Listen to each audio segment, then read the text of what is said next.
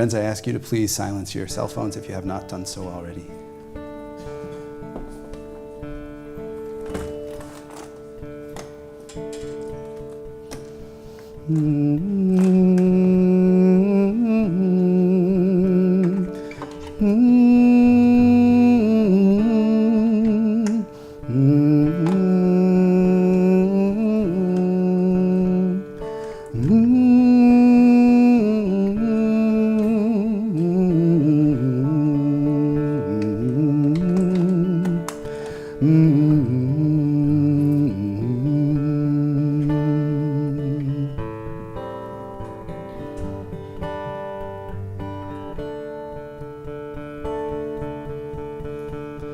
Esainai el Hearim, Esainai el Hearim, me'ayin yavo Ezri, me'ayin yavo Ezri. Me'ayin yavo Ezri, me'ayin yavo Ezri.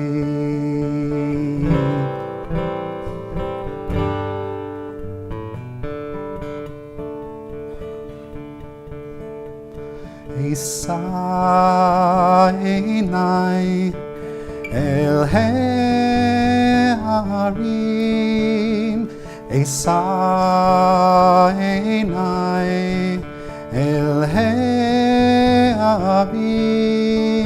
me'ayin yavo Ezri, me'ayin yavo Ezri, me'ayin yavo Ezri, me'ayin yavo Ezri.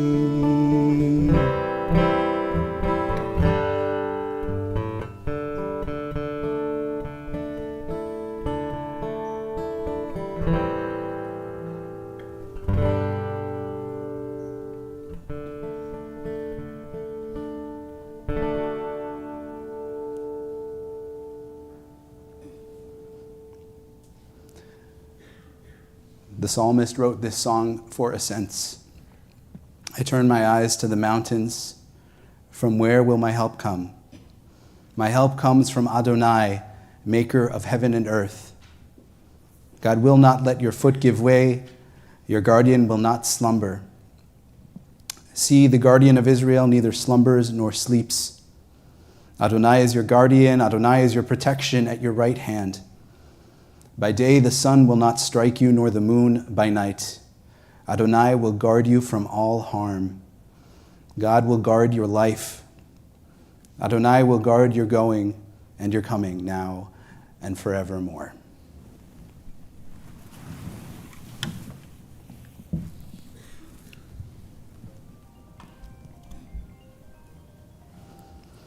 I invite everybody to please silence your cell phones if you have not yet done so.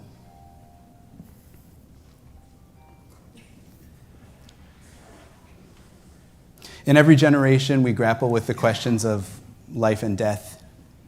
The ancient rabbis did too. And in Midrash, which is Jewish tradition's commentaries on the Bible and life's thorny questions, a rabbi named Rabbi Levi shares an allegory of ships beginning their voyages. And he talks about how there are some ships in the harbor just starting out while others are coming back into port. And he says, imagine that there are two ships, one that is beginning, going out on its adventure, and the other that is coming in. But the people stand on the dock to cheer only for the ship that is on its way in. When a puzzled spectator goes up and asks, why do you cheer only for the ship that's coming into port, but not the ship that's going out to sea? Someone in the crowd replies, we are cheering for the ship that is coming into port, for we know that it went out in peace, and it has returned from its voyages too in peace. However, the ship that is now beginning its voyage, who can tell what its fate will be? The Midrash continues saying, this is the way with a human being. When a person is born and begins his life's journey, we do not know what sort of life he will live, what will be the nature of his deeds. However, when he has finished that journey, it is apparent to all what he has accomplished, just who he was. Now, some of you know that I like to share this story very much, especially in times of loss. And I share it too today because I think it resonates on several levels with the life that Josh lived. The analogy of life's adventure to setting sail on the open sea. He so loved the open sea. His sense of profound gratitude for life's blessings, celebrating life, even despite his circumstances. And yet, my friends, I have to be honest that this midrash is not striking me in the same way. Ira, can we put the mic down, please? Is not striking me in the same way that it usually does. These words feel inadequate as we gather here today with those who loved Josh so dearly. Abby and Ben and Lila, the center of his world. Susan and Herb, here performing a mitzvah that no parents should ever have to perform. Tess and Jen and Ted, loving siblings. And then the many nieces and nephews and cousins and friends and dear ones from every corner of Josh's life, all of you here today, standing before you in this moment of profound grief.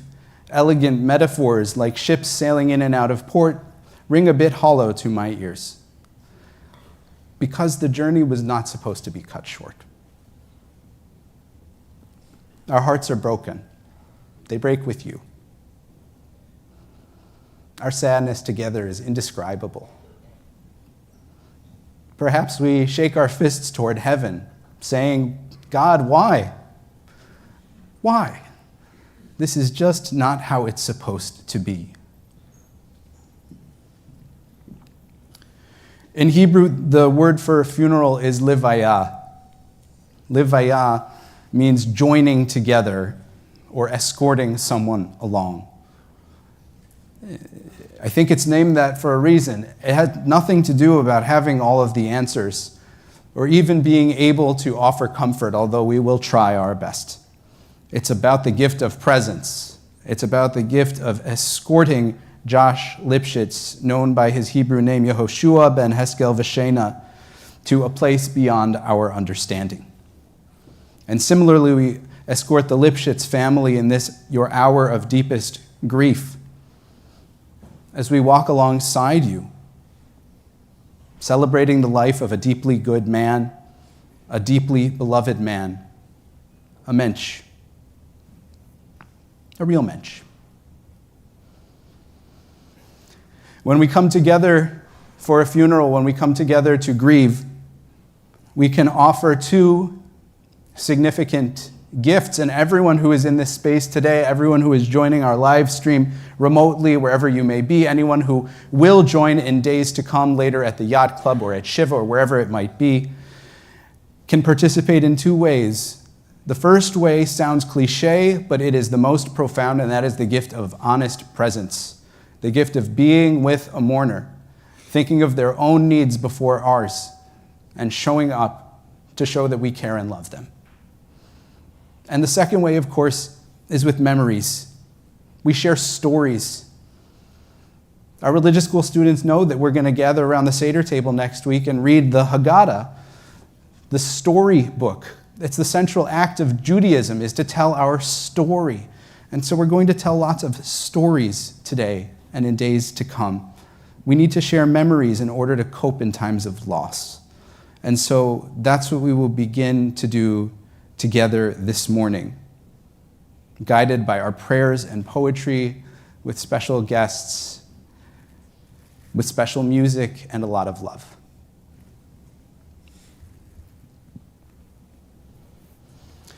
Adonai ma'adam v'teda'ehu ben enosh ותחשבהו, אדם להבל דמה, ימיו כצל עובר, בבוקר יציץ וחלף, לערב ימולל ויבש. תשב אנוש עד דקה ותאמר, שובו בני אדם. Adonai, what are we that you have regard for us? What are we that you are mindful of us? We are like a breath. Our days are like a passing shadow. We come and go like grass, which in the morning shoots up renewed, and in the evening fades and withers. You cause us to turn to dust, saying, return, O mortal creatures. Would that we were wise. Would that we understood where we are going. For when we die, we carry nothing away. Our glory does not accompany us. Mark the wholehearted and behold the upright. They shall have peace. Adonai, you redeem the souls of your servants, and none who trust in you shall be desolate. As we continue with the stirring words of the Psalms, we have a special guest to share his unique setting. I'm going to invite Ed to please come up to the bima at this time. He's sharing a setting that he composed of Pitchu li Sha'arei Tzedek, which means in Hebrew, open for me the gates of righteousness, that I may go through them.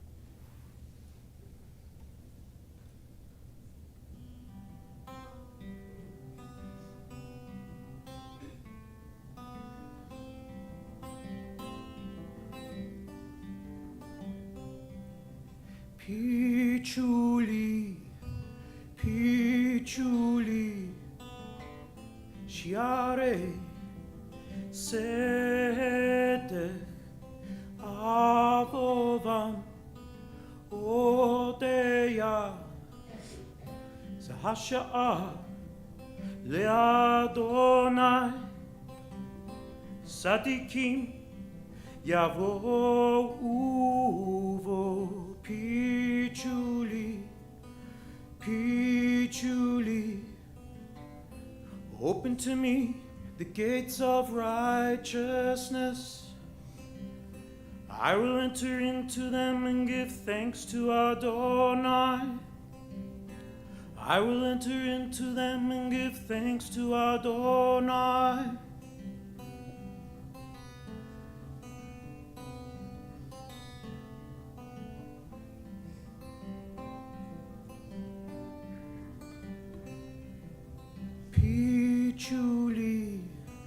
Pitchu li, Sha'arei Tzedek, Avovam Odeya, Ze hasha'ah le'Adonai, Tzadikim yavo'u vo.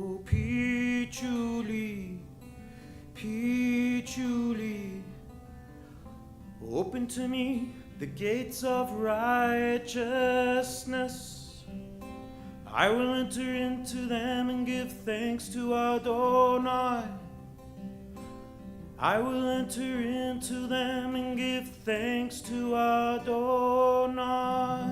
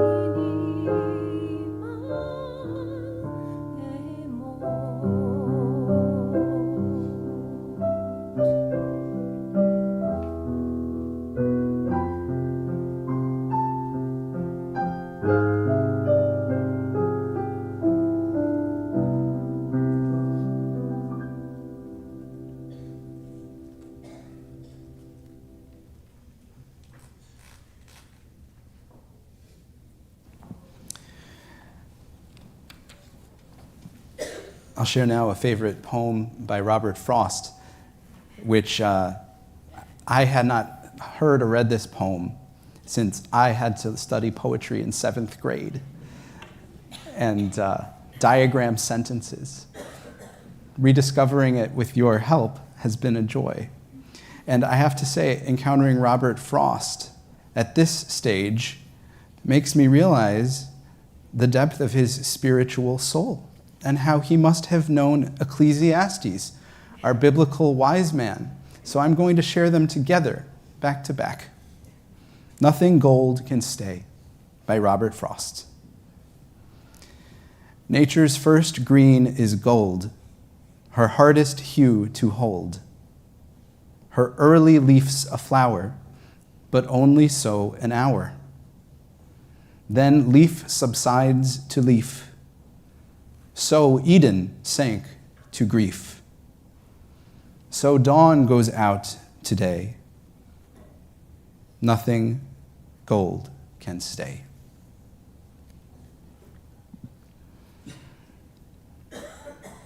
Kohelet wrote, "There is a time for everything, a season for everything under heaven, a time to be born and a time to die, a time to plant and a time to uproot, a time to kill and a time to heal, a time to tear down and a time to build, a time to weep and a time to laugh, a time to mourn and a time to dance, a time to scatter stones and a time to gather them, a time to embrace and a time to refrain, a time to search and a time to give up, a time to keep and a time to throw away, a time to tear and a time to mend, a time to be silent and a time to speak, a time to love and a time to hate, a time for war and time for peace."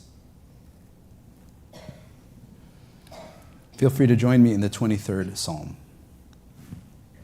Adonai is my shepherd, I shall not want. God makes me lie down in green pastures, leads me beside still waters, restores my soul. You lead me in right paths for the sake of your name. Even though I walk through the valley of the shadow of death, I shall fear no evil, for you are with me. Your rod and your staff, they comfort me. You've set a table before me in the presence of my enemies. You have anointed my head with oil. My cup overflows.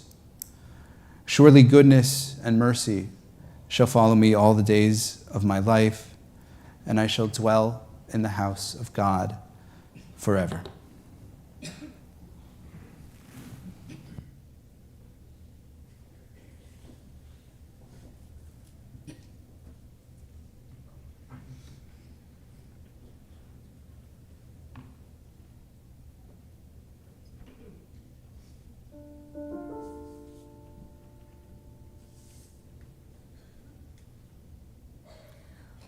Adonai Rohi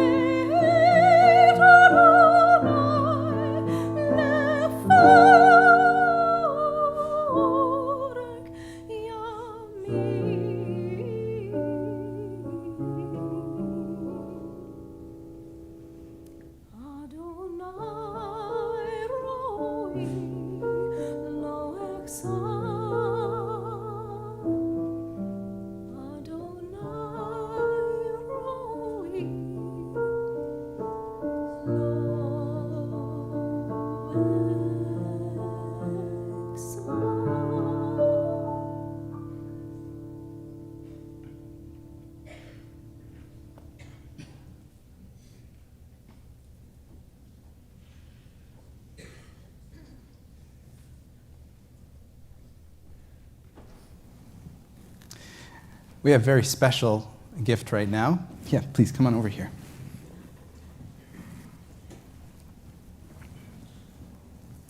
Nephew Lucas is here to offer a poem that he has composed for his uncle. Right in the mic. Okay. This poem is called The Band. I wrote it for my Uncle Josh. An invisible dagger, a non-existent knife that destroys a person's life. Behind teary eyes, this illness lies. If only there was a way to just let them live one more day. He holds out his hand, waiting for the next member of his band. The bravest woman in the land by his side, who put aside her dreams, a woman who, so it seems, is destined to bear the burden of a future sadly uncertain. A smile of a joy for a man who did what he can to be the shimmering light in the darkest night. They held out their hand, waiting for the next members of their band. Two children stand together, a little boy with a heart of gold and a little girl who never could fold. Their love for one another is something they've learned from their father and mother. Two minds full of immense imagination. They will surely be the best of our next generation. A legacy to live on through a daughter and a son. They hold their hand, waiting for the next members of their band. We grab their hand. Look at us in our merry little band. While the future may be dark, we still have our spark. A man who was brought to our symphony when I was only in my infancy.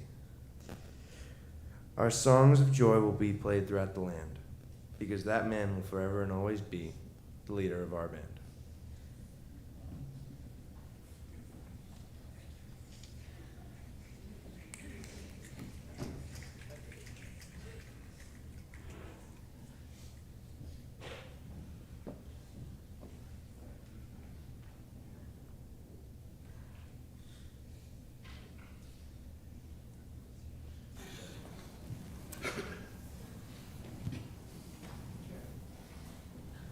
It was on one of Josh's last days of clarity that he turned to you, Abby, and he said, I know I'm just sitting on this bed here with you and the kids and the dog, and life is enough. Life is enough. You know, there's a Hebrew word for that, life is enough. It's called dayenu. Many of us are thinking of that word around this time of year. Dayenu, it would have been enough. Living with a terrible disease. Josh embodied the value of dayenu. He wanted very little. He asked for very little. He got dealt a raw hand, yet he complained very little. Of course, there would have been every reason to complain and want and need, but somehow he managed to live in this space so often of dayenu, of enoughness. I've been reflecting a lot on this idea as we get closer to Passover. Dayenu, the famous song that we sing around the Passover table. With each gift that our people received from God, we say, Dayenu. That gift alone would have been enough for freedom from slavery, Dayenu. For the gift of Torah and tradition, Dayenu. For Shabbat rest, Dayenu. For prophets and teachers, Dayenu. And the more I've actually started thinking about Dayenu, as I've been thinking about Josh, the more conflicted I feel.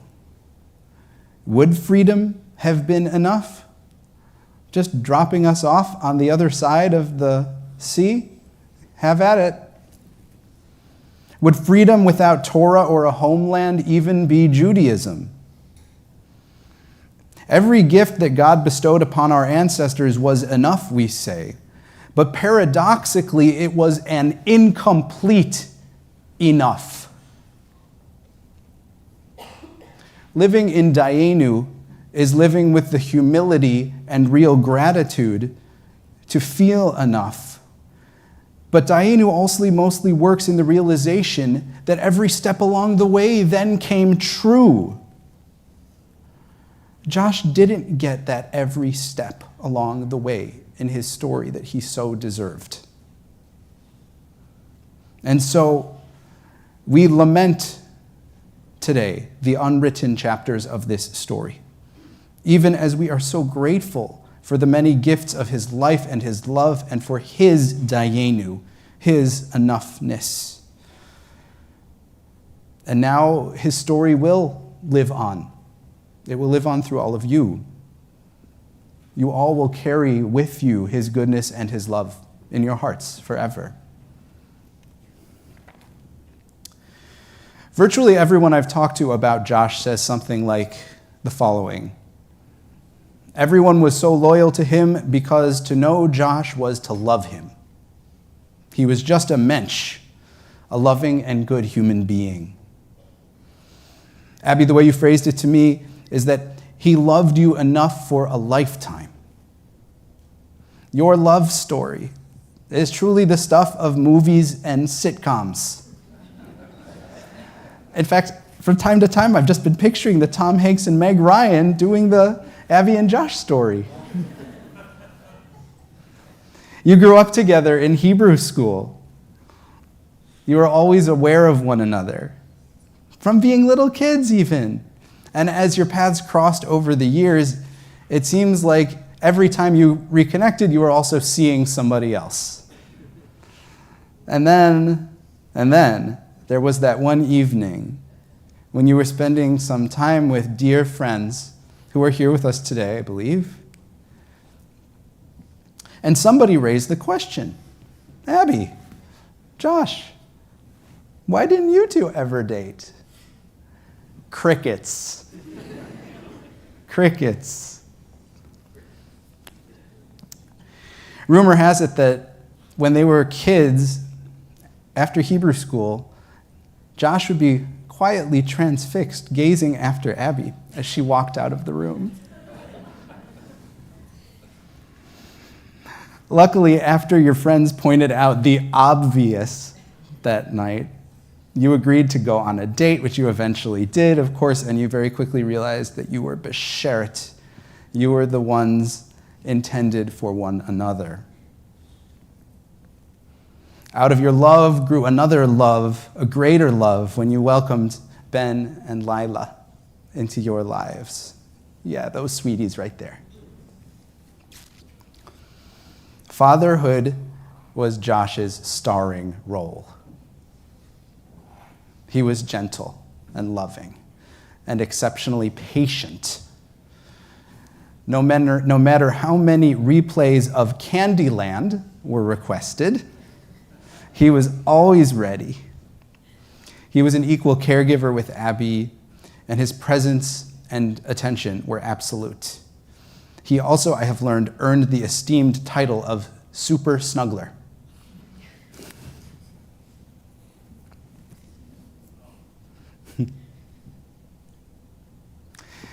Growing up, Josh was a star, athletic, fun, mischievous, always surrounded by many friends.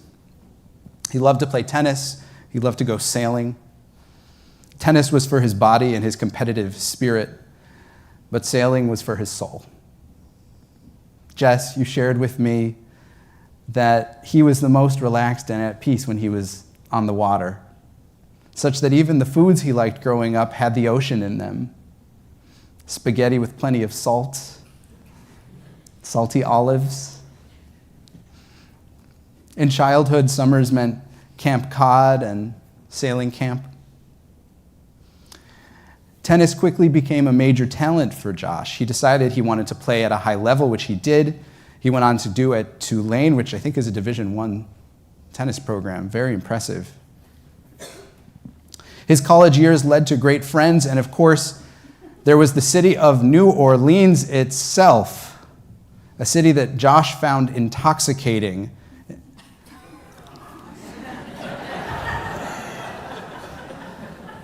I'll just leave it to you to fill in the blanks when you read what's on these delightful handkerchiefs. But I feel like if this were a movie, the city of New Orleans would be a character all its own. Family time meant everything. Special trips with the nieces and nephews, treasured memories. He often followed Abby's lead on their shared family adventures, but he was very excited about the travel when you guys went to Israel and to Italy. He wanted to make pasta with nonas wearing babushkas. I don't know if those are the same culture. Maybe I mixed them. Probably not. It's perfect.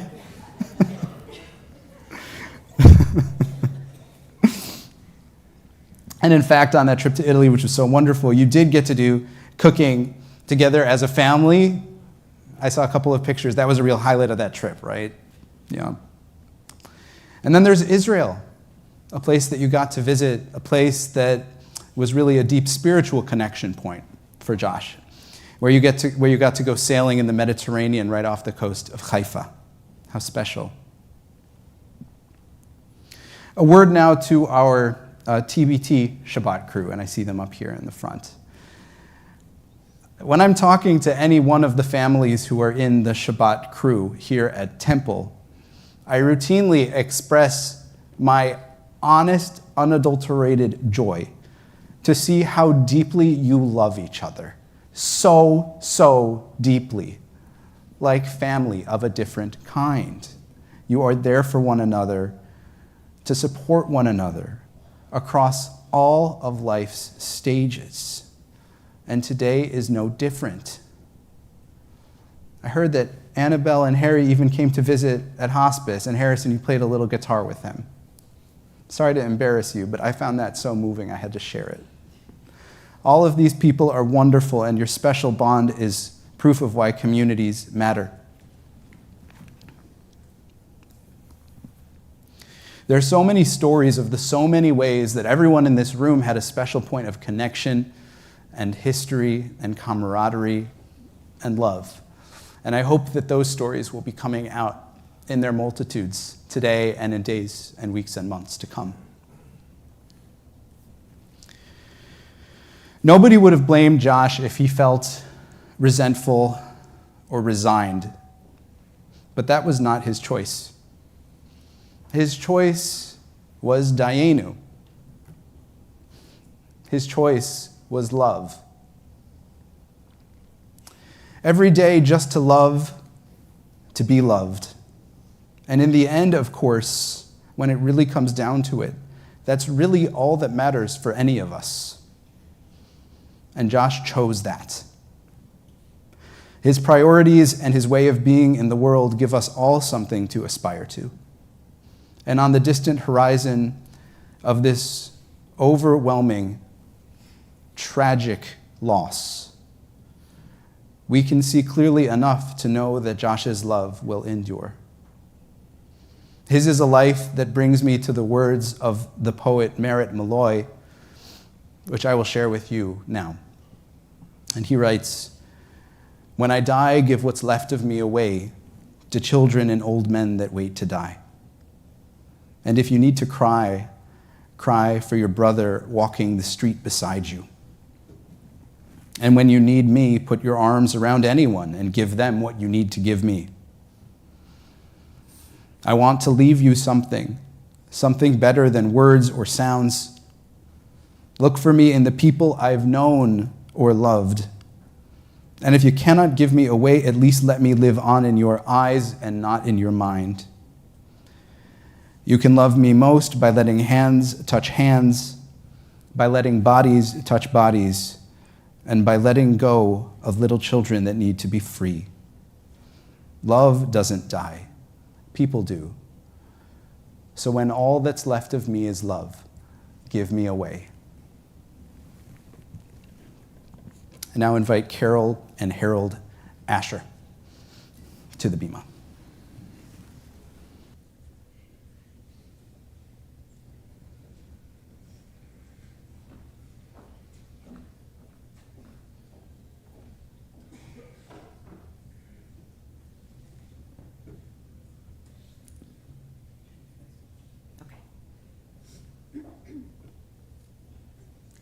In 1970, I was 15 years old, growing up in West Virginia. In July of that year, I was visiting my beloved New Jersey family. Uncle Herb is my mother's only sibling, and my brother and I cherished any moments we could have with him in the summers. I was so excited to spend precious time with he and Aunt Sue, Jess and Jenny that summer. While spending the night with them at the tail end of July, Aunt Sue went into labor. She was having Josh. I always told Josh he would never have been born if I hadn't been there to babysit for his sisters. For his lifetime, he tried to convince me otherwise, but I never gave up that threat. It was the beginning of a lifelong cousin love that no bond could ever break. As a little boy, his beautiful eyes and soft curly hair and devious smile, he was somebody that literally could do no wrong in his parents' eyes or anyone else's except maybe his sisters. After two very active little girls, Josh, the only boy, became the number one son, or better known as the king of the castle. Never felt like Josh was just my cousin.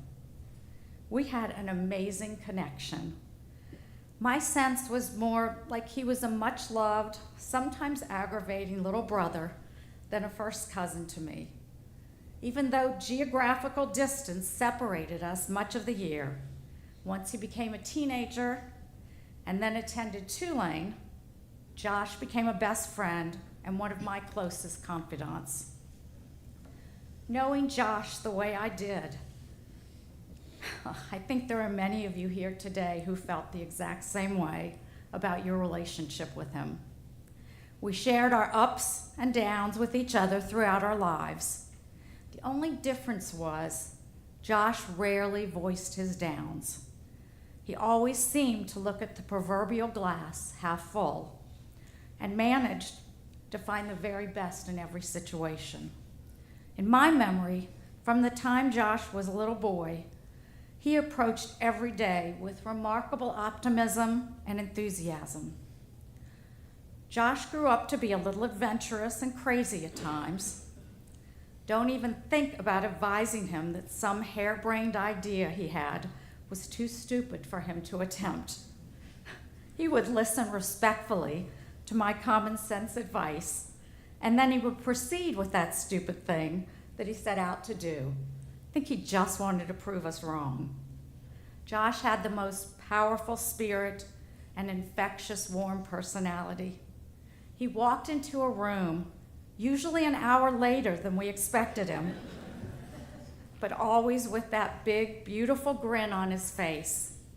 He could routinely make everyone smile, giggle, and more often than not, laugh until we cried. Throughout our lives, Josh and I embarked on telling each other stories, talking about memories with each other that no one else around us thought were even remotely funny, except, of course, us. We prided ourselves on being able to make each other cry from laughing so hard. In his many years living in his beloved New Orleans, we spent countless hours together. And Harold and I loved that Josh got to participate in all of our family traditions and celebrations and played a part in the lives of our kids, Allie and Jeff, when they were growing up. We could never quite count on him showing up on time for anything. In fact, we did count on him always being at least an hour late. But when he did appear, the real fun began. It was always a treat for my kids and I to visit Josh in his different apartments while living in New Orleans.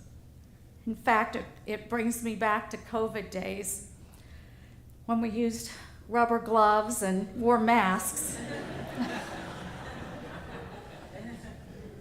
Would take my kids to visit his different apartments. They would have come in so handy. Josh and his roommates. Josh and his roommates, rather than cleaning their dishes, would just leave the dishes dirty and turn them over and use them on the other side of the dishes. Don't ever do that, Ben and Lila, to eat their next meal. It was no surprise when I would take my kids, Jeff and Allie, to Josh's humble abodes. I would routinely warn them sternly, do not touch anything, do not sit down anywhere, and absolutely do not use the bathroom. Right. All of our New Orleans friends and family knew and loved Josh because he was such a big part of our lives. He was completely sincere and genuine with each and every person he met, and his heart of gold was always present. When any member of our family had a problem, Josh was the first one to find a solution, and his desire to help others solve the problem was palpable. My dear Aunt Sue and Uncle Herb, you are wonderful parents who instilled that beautiful quality in Josh. Josh was with us when he received his cancer diagnosis. Receiving this news at such a young age would have totally rocked the world of most people. But instead, for Josh, it forced him to demonstrate his great strength of character. In the face of adversity, he did not want his family or friends to feel sorry for him. In fact, he became a pillar of strength and comfort to each of us. During his most challenging periods, he taught us the importance of embracing life with courage and resolve. He never wanted to be defined by the horrendous disease that changed his life forever. Josh had the most wonderful attitude about the way he lived his life. On the inside, he struggled mightily, but on the outside, he had the most extraordinary ability to be hopeful and unwavering. He was determined to make everyone around him feel safe and worry-free. The last thing he wished for was that none of his loved ones felt sorry for him or worried about him. Our entire family was blessed beyond words when Abby came into Josh's life. We knew she was the real deal when he wanted to bring her to NOLA to meet us. It was the greatest joy that Josh wanted to propose to Abby in his most special second home of New Orleans. We had such fun helping him prepare for that night, which in true Josh fashion, he sprung on us just a couple hours before he needed help with plans on where to go and when to propose. We knew the moment we met Abby that she was the absolute perfect match for Josh. I think it is fair to say that in the words of Jerry Maguire, she completed him. And Ben and Lila, my special little heart, Your dad's heart was never as full and pure as when he looked at you. His eyes glistened, and he had the biggest smile on his face whenever he talked about you. His pride in you was huge, and I promise you that his confidence and spirit will live on in both of you. Whenever I hear either of you say silly things or you make certain expressions with your face, my eyes glisten because you remind so much of your dad when he was your age. To his amazing love of his life, Abby, he shared his deepest fears, but to the rest of the world, he faced constant health adversity with a smile.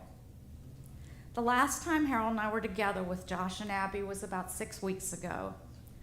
Josh and I had some quiet time alone to ponder the future. We talked about being scared of the unknown, his fear of leaving us, my fear of losing my beloved baby cousin. We discussed heaven and what we each thought it looked like up there. My prayer for you, Josh, is that God has already wrapped his arms around you on that sweet sailboat in the sky, and that the two of you share a big old margarita every day, surrounded by the most beautiful blue water and the most magnificent sunrises and sunsets. No one deserves that vegetarian cheeseburger in paradise more than you, baby cousin. So you may have a change in latitude, we've got your back, and pray that you have smooth waters ahead. Rest in paradise, our very own son of a sailor. Rest in paradise.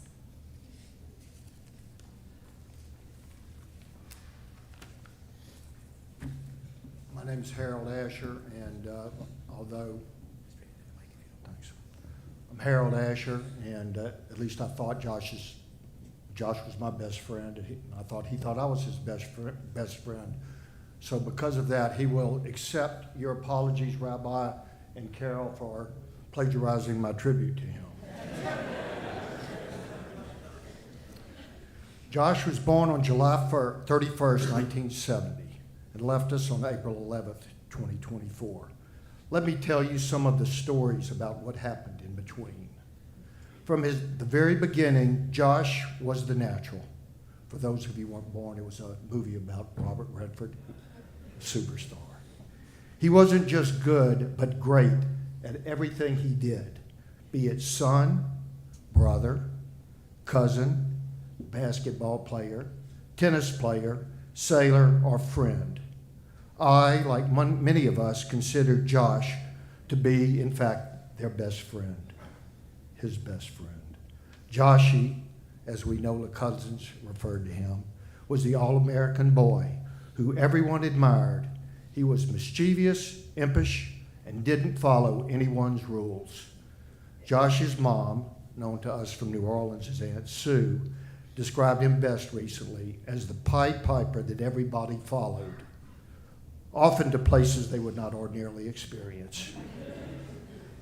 He had the world's best sense of humor and loved laughing, misbehaving, getting into trouble, hanging out with friends, and especially being on the water. Josh was my baby cuz, and I was his big cuz from the time I met him on his 6th birthday, wearing a baby blue colored short set with white knee socks. Great choice. What Carol didn't tell you was that even though I wasn't a blood relative, once we met, Joshy actually loved me more than he loved her.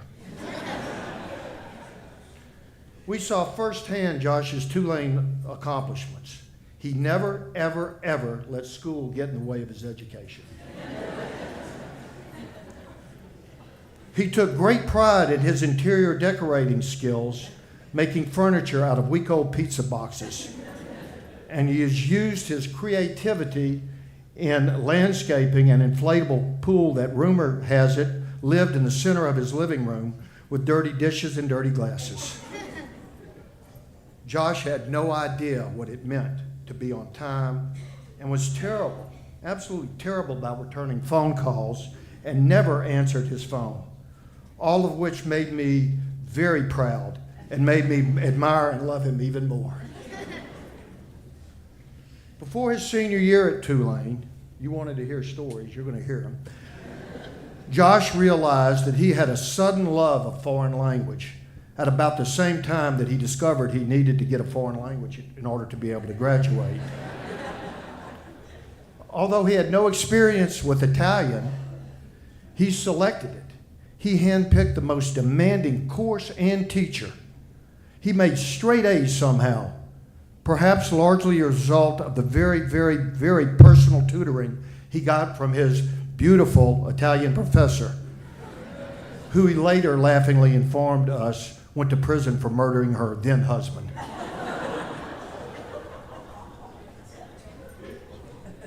He never met a stranger. He loved everything about New Orleans. Its music, the Jazz Fest, Mardi Gras, oyster po' boys, shrimp po' boys, roast beef po' boys. Yes, he was a NOLA vegetarian. Gumbo, hand grenades. Josh loved hand grenades. It's a tropical drink made with 200 proof grain alcohol. Local beers, dancing, singing, carousing at New Orleans' grittiest bars, and screaming, "Who dat?" and "Roll wave." He graduated from Tulane and began what promised to be a successful career in New Orleans at one of the top international accounting firms. But shortly after graduation, at the age of 22, 32 years ago, he bumped his head in a bar in New Orleans called Fat Harry's and had a terrible headache. The next day, he went and had a CAT scan and discovered he did not have a concussion, but that he had brain cancer. Most people would fall apart and wallow in self-pity and mourn for the life that might have been, but not Josh. He took that devastating news with the same unfazed attitude that only he had. It was just as if he had double faulted. It was just another hurdle to him. He never complained. He kept on enjoying living his life the way he always had. When he married the love of his life, Abby, in 2006, we know it was 2006 because that's when Ohio State beat Texas. Jeff, our son, missed the entire game at the wedding, so. He missed the wedding? No, he had. Okay, he saw a little of the wedding. Josh became the best husband ever. Josh and Abby's love and joie de vivre were the ingredients that books and movies were made of. I knew you plagiarized that, Rabbi. He and Abby were always a force that lived life to the fullest. Together, they achieved their greatest accomplishment ever when they were blessed with the shining lights of their lives, Ben and Lila V. Josh became the greatest dad ever, much like his personal role model, his dad, Uncle Herb, our Uncle Herb. Just like I said, Josh was the natural at everything. When we were together, Josh would allow me to use the cancer card when we needed to get favorable treatment, but only on extremely important things, such as getting a shrimp pizza after the restaurant stopped serving food, getting a hotel room in a place that was sold out, getting lobsters when they were scarce, and even getting tickets to a sold-out Kenny Chesney concert. Josh was the inspiration and driving force in the development of the Tour de Lis, which started in 2007. It was a bike ride to raise money for cancer survivors in the greater New Orleans area. Josh still has his fingerprints as it's still going on, and because of Josh, they have raised over $1 million to aid cancer warriors like himself with expenses not covered by insurance. Josh and Abby, you are simply Superman and Superwoman as you live life the Joshy way, together beautifully exhibiting courage, resilience, persistence, love, laughter, fun, and of course, and perhaps most importantly, the ability to sing every word of the greatest hits by Jimmy Buffett, Kenny Chesney, and Cowboy Mouth, whoever that is. Whenever Josh and I talked, we always told each other, I love you and we are kin forever. Joshie, may have physically departed this world, but your goodness, fun-loving spirit, and wonder will live in me and everyone who loved and knew you. I'll close with the words that Joshie, Abby, Carol, and I sang at our first and last Kenny Chesney concert about a year ago at the top of our voices. These words to me sum up how Joshie would want all of us here to feel today. If I could sing, Rabbi, like you, I would sing it, but I'm just going to read it. Everything's going to be all right. Everything's going to be all right. And nobody's got to worry about nothing. Don't go hitting that panic button. It ain't near as bad as you think. Everything's going to be all right. Joshie, you are simply the best. I love you, and we are kin forever.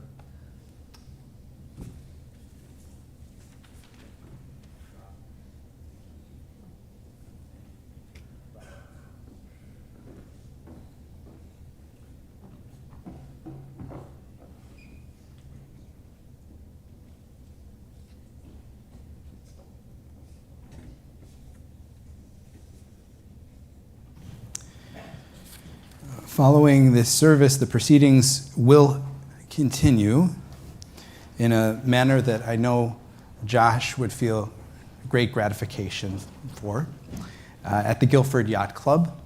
And everyone here is invited to attend if you are able between the hours of 2:30 and 5:30, 379 Whitfield Street in Guilford.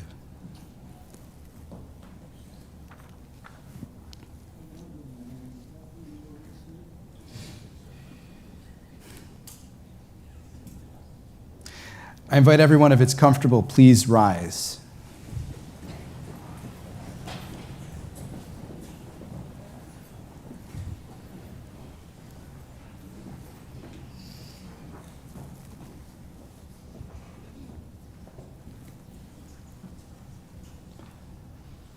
El Malei Rachamim Shochein Bamromim Ametzei Menucha Nechona Tachat Kanfei Hashchina Im Kedoshim Oteorim Kezohar Harakia Mazirim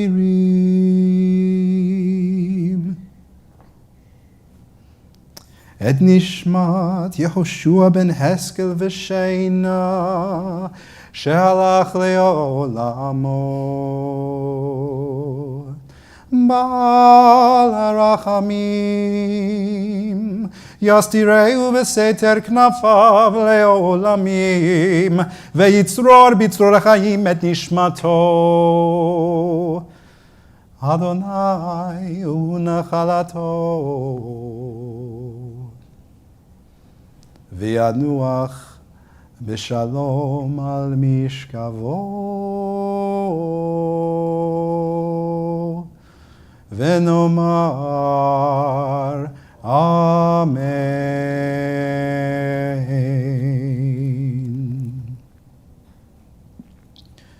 God of abundant mercy, God most high, may the soul of our beloved Josh Lipschutz, who has gone into eternity, find the gift of perfect peace in your embrace, together with the holy and pure whose light shines like the radiance of heaven. Compassionate God, hold him close to you forever, that his soul may be bound up in the bond of life eternal. May he find a home for you, and may he rest in peace, as together we say, Amen.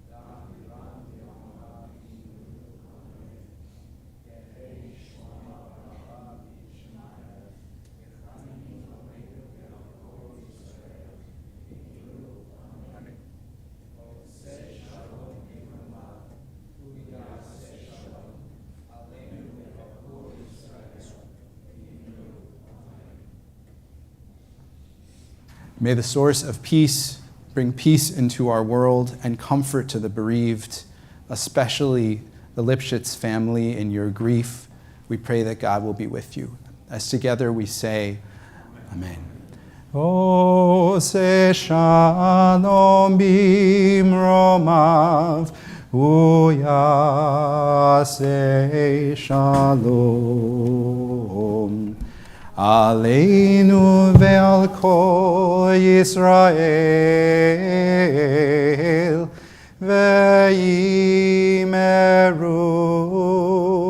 Amen.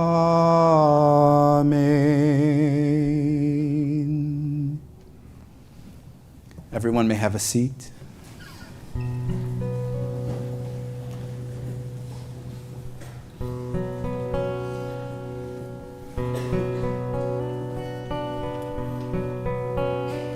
Osei shalom bimromav, uyaseh shalom aleinu, ve'al kol Yisrael, ve'imru, imru, amen. Osei shalom bimromav, uyaseh shalom aleinu, ve'al kol Yisrael, ve'imru, imru, amen. Yaseh shalom, yaseh shalom, shalom aleinu, ve'al kol Yisrael, yaseh shalom, yaseh shalom, shalom aleinu, ve'al kol Yisrael, yaseh shalom, yaseh shalom, shalom aleinu, ve'al kol Yisrael, yaseh shalom, yaseh shalom, shalom aleinu, ve'al kol Yisrael, yaseh shalom, yaseh shalom, shalom aleinu, ve'al kol Yisrael.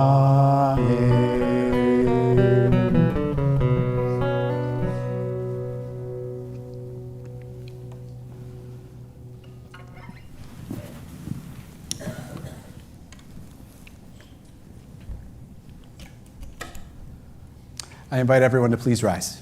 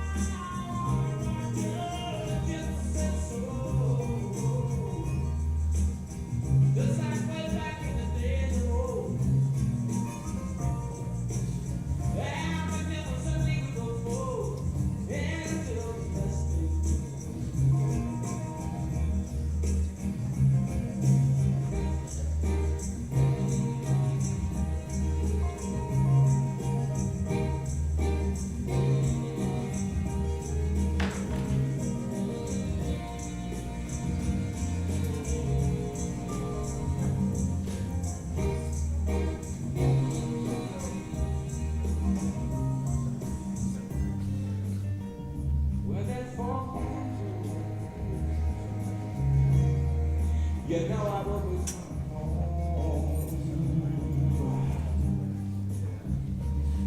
Yeah, when that fall comes, I gotta hear it. I don't have to feel it.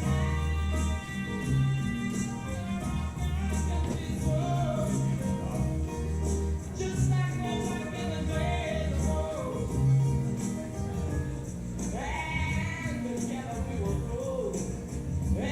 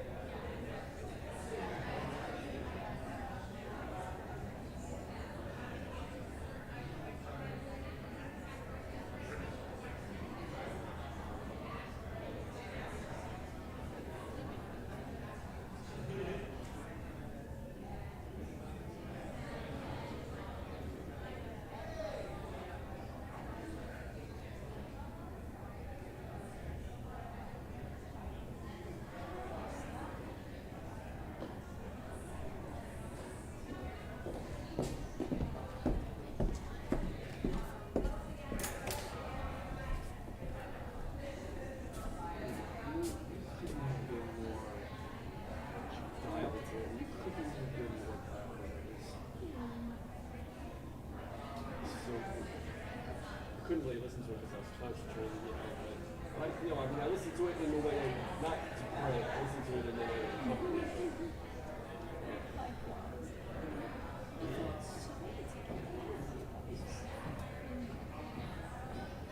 We're right on together. That one's that one's fun.